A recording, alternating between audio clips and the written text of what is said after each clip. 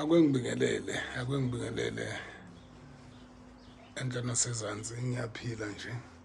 Ngithokoziswa ukuthi kule inyanga yephasika ngifuna ukuthi nje kubona bonke abakholwayo abazi ukuthi umhla ka-29 isonke asihlanganyeleni wherever la isikhonza khona la udumisa khona nje ngomhla ka-29 hamba udumise ibandla leSibusiso lizobe likhona la eNyukhasela lizobe lidibene mawukuthi awuphumelelanga na ukuyinkonzweni yakho uvumelekile ukudlula nje ufike uzodumisa kunye nathi uzolalela kunye nathi amazwi ayisikhombisa ngomhla ka-29 nangomhla ka-30 sizoze siphume ngesonto ekuseni. uNkulunkulu anibusise nephile nje nonke, amen.